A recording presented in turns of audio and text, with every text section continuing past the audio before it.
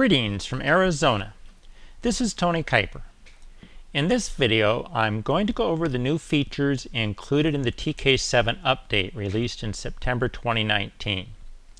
There are infinity color masks, image mask toggle buttons, a new feather feature in the rapid mask modification, and my channels masks.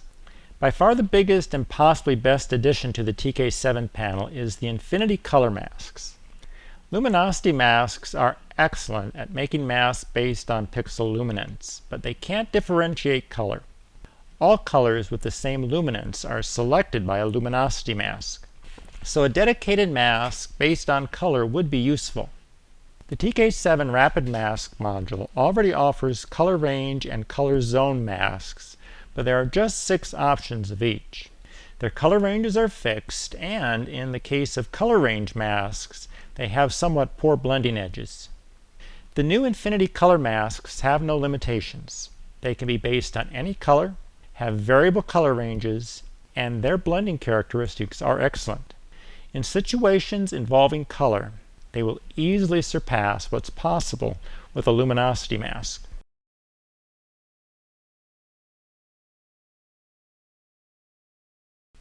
To really see how these new masks work, I'm going to start off with this Granger chart image. It has completely saturated colors zigzagging across the center and less saturated colors as you move vertically away from the center. It also has dark colors and light colors. So there is a full spectrum of possibilities here, and Infinity Color Masks handles all of them. The Infinity Color Mask feature is part of the Rapid Mask module. In the color option of the source section, click Choose at the bottom of the left column to get started. This opens Photoshop's color picker. Use it to select a color from the image. Then when you click OK, the panel calculates a color mask around this chosen color and displays it on screen. The Infinity Color Mask window also opens on the Rapid Mask module to allow additional modification of this mask. It's important to mention that this on-screen mask is really just a mask preview at this point. There is a new group on the Layers panel that produces this preview. When you move the sliders in the control window, it's making adjustments to the layers in this group, and the changes are reflected in the on-screen image of the mask preview. Okay, let's take a look at the control window, and I'm going to start with the Image Mask toggle button.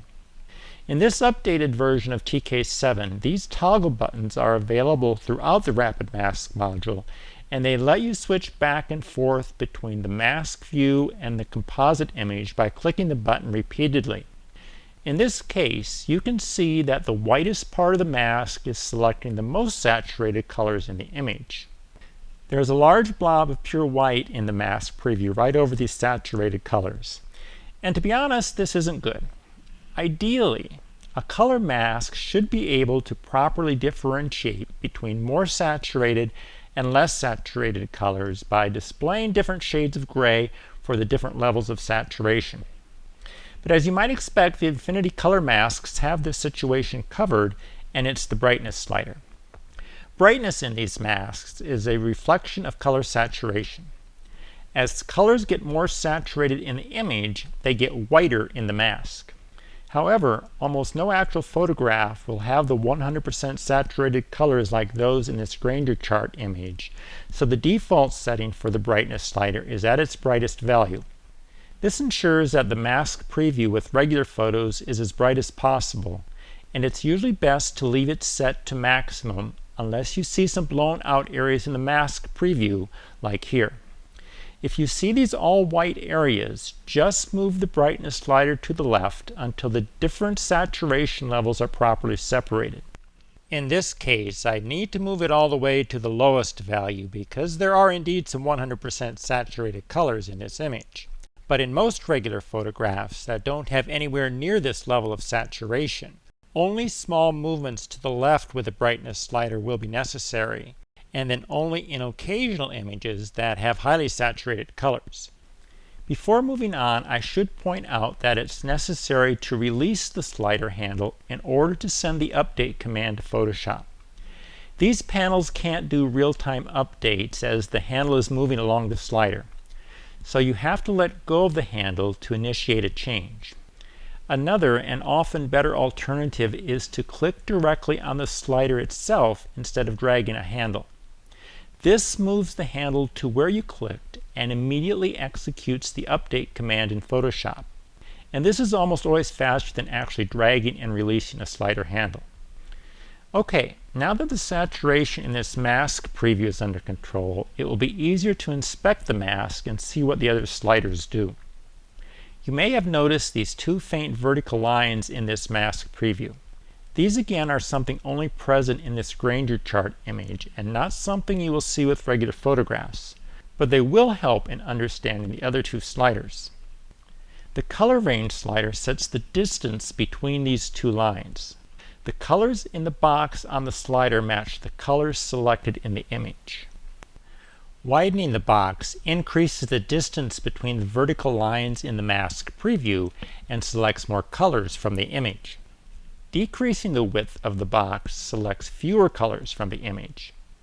The reality is that the initial narrow color range, set when first choosing a color using the color picker, is often very close to the optimal range. Remember, you're making a selection based on color, and a smaller range is generally better for selecting a specific color in the image than a larger range. On the outside of the white lines is color feathering. This is the transition zone from the selected color range to adjacent colors just outside that range, and it determines how well the eventual mask blends whatever it's masking into the rest of the image. This feathering is based on hue. It's not based on the color's brightness or saturation, and it's not a spatial blur like a Gaussian blur. This hue-based transition zone can do a remarkable job to make blending through infinity color masks completely seamless. Even extreme adjustments look natural if you get the feathering right. Using the feathering slider, you can make it narrower, in which case there is less of a transition zone, or wider to extend the transition into more colors. But again, the default setting, this time in the middle of the slider range, is often pretty good and will provide excellent blending through the mask. If I do an adjustment with this slider, I tend to make it wider instead of narrower, especially if I'm planning to do a more extreme adjustment through the mask. The eyedropper button allows for choosing a new color from the image. Using it resets the sliders to their default positions. So again, I have the blob of white that I can easily remove with the brightness slider. The X button cancels the infinity color mask preview entirely, closes the control window, and returns to viewing the composite image. So if you don't like the mask being generated, clicking the X button lets you start over. The last button is the OK button, and this is where a mask is generated. Remember, everything that has been happening so far has been a result of this group on the Layers panel. There's never been an actual mask. Clicking OK takes the mask preview and changes it to a rapid mask, which is stored on the Channels panel. The rapid mask is now displayed on screen. This is an exact duplicate of the mask preview, so there's no change in what you see, but the Infinity Color Mask control window has closed, and control is returned to the full rapid mask module. So now I can use any of the buttons or tools in the Mask and Modify section to further fine-tune the mask.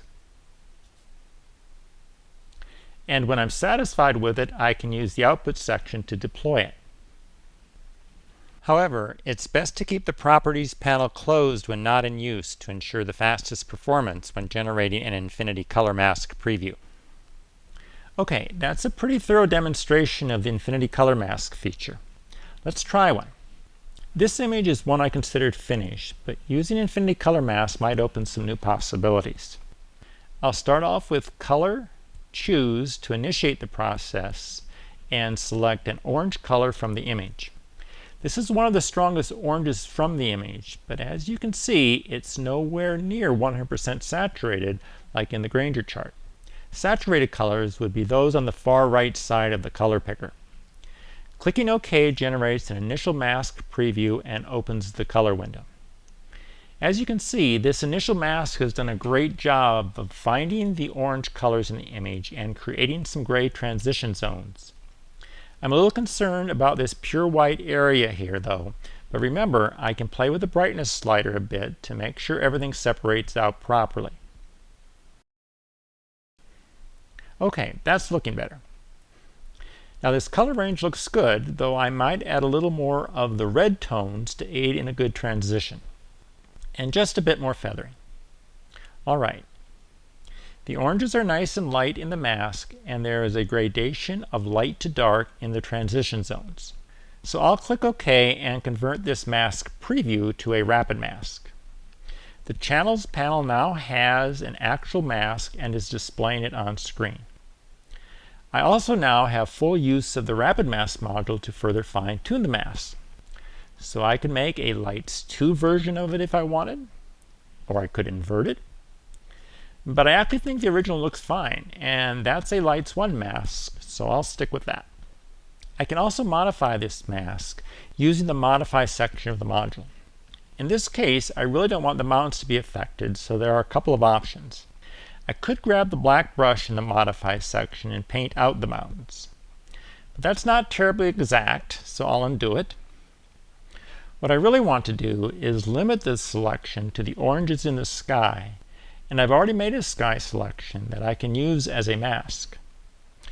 So I can control or command click on it and load it as a selection, and then use the rapid mask button in the modify section to mask out the non-sky parts of the image.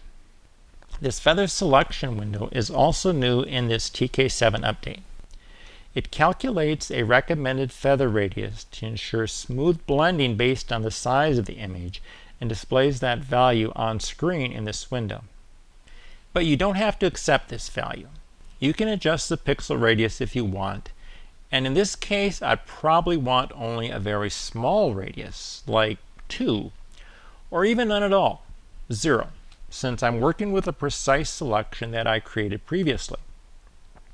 However, when I click OK, I get this warning window telling me that the feather radius cannot be set to 0. Okay, let me clear that. So I have a bit of a problem here. If I want 0 feathering for my selection when masking out the mountains, this feather selection window won't let me proceed. To get around this, I've written the code so that by clicking cancel, the action proceeds and adds 0 feathering to the selection. And that's what I want in this case, since I've already made what I consider to be an ideal sky selection. So this feather selection window lets you add whatever feathering you'd like, or none at all. And since I want none in this case, I'll click cancel, and now the mountains are masked out. Okay, I've now modified the mask and can use the updated image mask toggle button in the mask section to flip back and forth between the mask and the image to make sure I'm satisfied. And this is looking fine. I made a good selection of the orange clouds, there is a good transition zone, and the mountains have been concealed in the mask. I'm now ready to use this mask to adjust the clouds. I'll click the layer button in the output section and select a levels adjustment layer. This creates a levels adjustment layer on the layers panel with the rapid mask as the layer mask. The properties panel also opens so I can make the adjustment. In this case, I'll darken the clouds a bit by pulling the gamma slider to the right, and increase contrast by pulling the highlight slider left. Now this may be a bit overdone, but I did this intentionally to show just how good this mask is at blending the effect into the image. I'll even zoom in to 100%, and you can see that the blending is perfect everywhere. No halos, no edges. Even this somewhat extreme adjustment blends perfectly into the rest of the image, and it's one of the best features of these new masks.